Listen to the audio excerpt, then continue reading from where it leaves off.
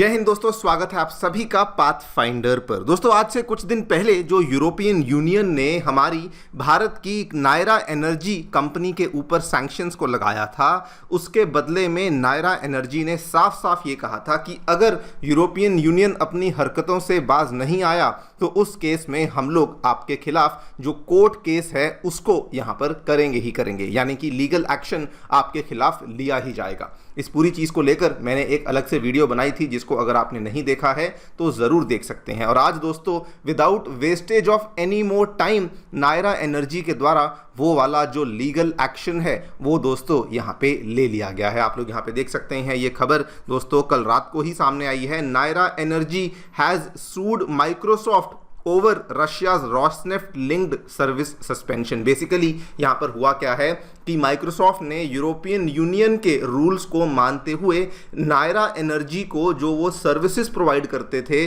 जैसे कि outlook services हुई, माइक्रोसॉफ्ट टीम्स की सर्विसेज हुई, माइक्रोसॉफ्ट के ये वाला जो पावर पॉइंट, एक्सेल, वर्ड, ये वाली सर्विसेज हुई, ये जो नायरा एनर्जी को प्रोवाइड करी जाती थी माइक्रोसॉफ्ट के द्वारा, वो उन्होंने इमीडिएटली सस्पेंड कर दी हैं। जिस चीज़ को लेकर दोस्तों नायरा एनर्जी ने अब माइक्रोसॉफ्ट के खिलाफ यहां पर एक बहुत ही बड़ा केस कर दिया है हमारी दिल्ली हाई कोर्ट में आके। आप लोग यहां पे देख सकते हैं, ये खबर दोस्तों कल रात को ही सामने आई है।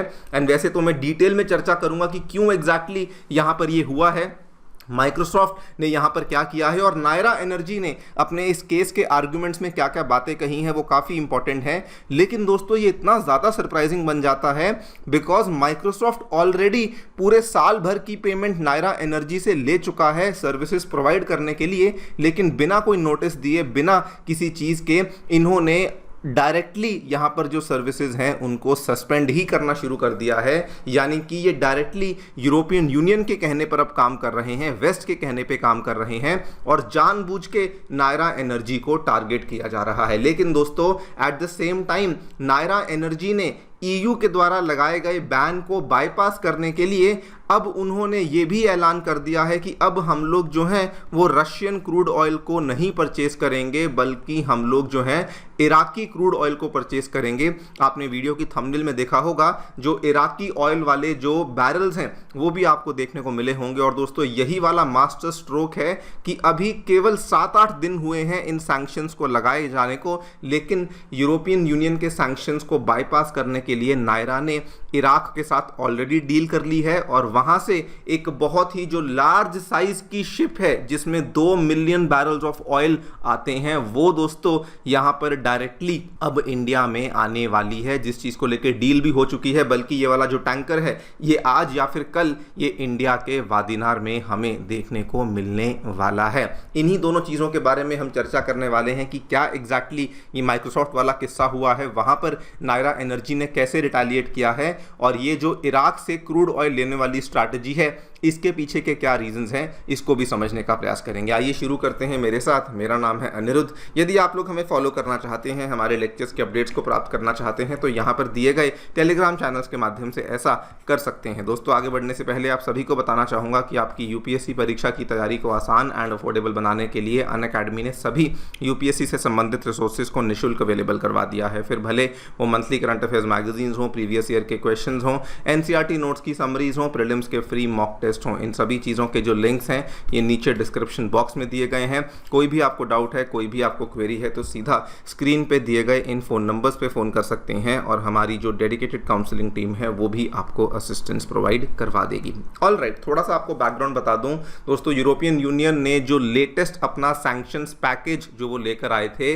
रशियन को टारगेट करने के लिए, रशियन क्रूड को टारगेट करने के लिए, उसमें इस बार इन्होंने स्पेसिफिकली इंडिया को भी निशाने पे लिया। वो भी हमारी जो इंडिया की कंपनी नायरा एनर्जी है उसको यहाँ पे निशाने पे लिया, जिसमें आपको बता दूं इंडिया की जो सेकंड लार्जेस्ट ऑयल रिफाइनरी है गुजरात के वादिनार में, वो नायरा एनर्जी के द्वारा चलाई जाती है। और कहा कि हम लोग इस पर्टिकुलर ऑयल रिफाइनरी से कोई भी ऐसा प्रोडक्ट परचेज नहीं करेंगे जिसको कि वो लोग रशियन क्रूड ऑयल की मदद से बना रहे हैं। मतलब कि अगर उसकी प्रोसेसिंग भी यहाँ पर इंडिया में हो रही है तो उस प्रोडक्ट को हमारे द्वारा यहाँ पे खरीदा नहीं जाएगा। एंड दोस्तों उसी टाइम पर इंडिया ने कहा था कि ये बहुत ही गलत है, ये इलीगल है, इंटरनेशनल लॉज को वायलेट करता है। नायरा एनर्जी ने कहा कि हम लोग आपके खिलाफ केस करेंगे, लेकिन उस टाइम पे हमने केवल एक वार्निंग दी थी। अब दोस्तों हुआ क्या कि ये वाले जो सैंक्शंस थे जो यूरोपियन यूनियन ने यहाँ पे लगाए थे, इसका इम्पैक्ट ऑलरेडी नायरा एनर्जी के ऊपर आना शुरू हो चुका था। एक ब्रिटिश पेट्रोलियम का टैंकर था जो कि नायरा एनर्जी से तेल को लोड करने वाला था,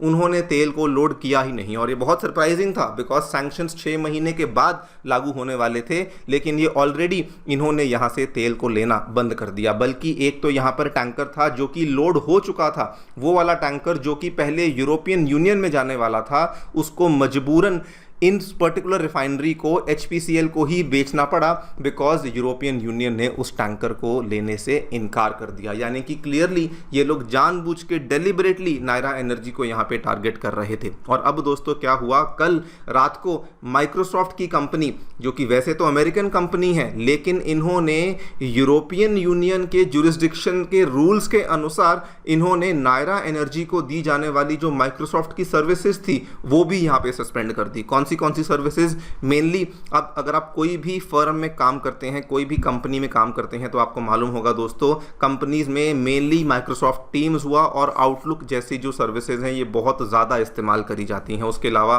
ये पावर पॉइंट हुआ, वन ड्राइव हुआ, इसका भी बहुत इस्तेमाल होता है। और ये सारी की सारी सर्विसेज जो कि माइक्रोसॉफ्ट से नायरा एनर्जी ने प्रोक्योर करी थी, 1 साल का लाइसेंस का जो इसका पैसा था वो भी दे दिया था, वो एब्रप्टली ये लोग यहाँ पे सस्पेंड कर देते हैं। और इसीलिए दोस्तों कल नायरा एनर्जी ने इसके खिलाफ दिल्ली हाई कोर्ट में जाके एक पिटिशन को फाइल कर दिया है। ये मांग करी है कि माइक्रोसॉफ्ट ने जो सर्विसेज को सस्पेंड किया है उसको इमीडिएटली रिस्टोर किया जाए, बिकॉज ऑलरेडी हम लोग इस चीज का जो पैसा है वो ऑलरेडी हम लोग माइक्रोसॉफ्ट को यहां पर पेमेंट कर चुके हैं। इतना ही नहीं दोस्तों, नायरा एनर्जी ने अपने आर्ग्यूमेंट में ये सब भी कहा कि माइक्रोसॉफ्ट जो है ये कॉर्पोरेट ओवररीच कर रहा है।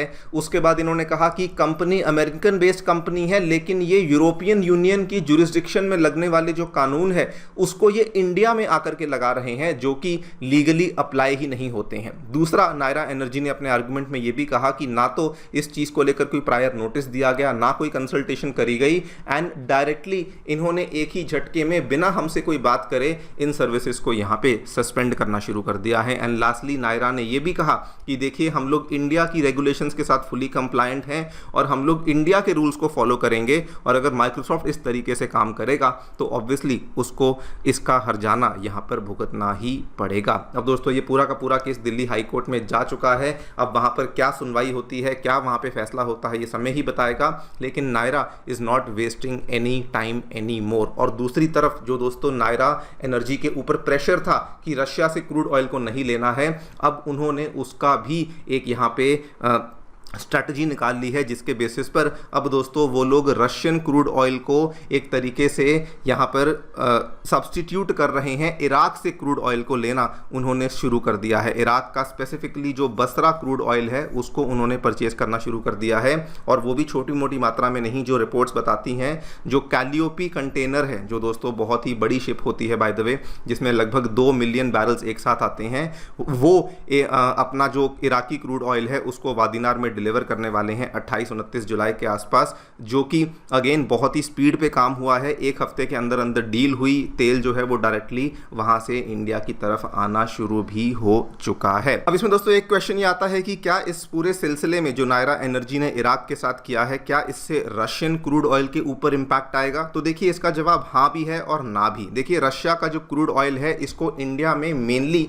एक तो नायरा एनर्जी के द्वारा लिया जाता था, दूसरा रिलायंस इसको प्रोक्योर कर रहा था, लेकिन तीसरा HPCL, IOCL और BPCL की जो रिफाइनरीज हैं वो भी इसको प्रोक्योर कर रही थी। तो ये वाली जो रिफाइनरीज हैं, जो हमारी PSU कंपनीज की रिफाइनरीज हैं, ये तो जारी रखेंगी, बिकॉज इनके द्वारा जो प्रोसेस किया जाने वाला ऑयल है उसको तो इंडिया में ही इस्तेमाल किया जाता है। लेकिन जो नायरा इंडिया और रिलायंस है, ये शायद से इसको यहाँ पे परचेज करना बंद कर देंगे, बिकॉज इनका जो तेल था ये मेनली एक्सपोर्ट हो रहा था। रिलायंस ने तो बल्कि ऑलरेडी, आपको मालूम होगा, आज से 4-5 दिन पहले उन्होंने कहा था कि कि अब हम लोग हमारा जो क्रूड ऑयल है इसको यूएई से परचेज करेंगे, रशिया से परचेज नहीं करेंगे। और नायरा ने भी अब यहाँ पे रशियन क्रूड ऑयल को सब्स्टिट्यूट कर दिया है इराकी क्रूड ऑयल से। यस, इस पूरे मामले में रशिया को नुकसान हो सकता है, लेकिन दोस्तों फिलहाल इंडिया अपने एनर्जी इकोसिस्टम, अपने एनर्जी इंफ्रास्ट्रक्चर के बारे में सोच रहा है, जो कि ईयू के सैंक्शंस की वजह से बेवजह इंपैक्ट हो रहा है और उसको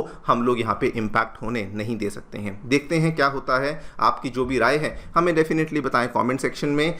thank you so much for listening. Stay tuned and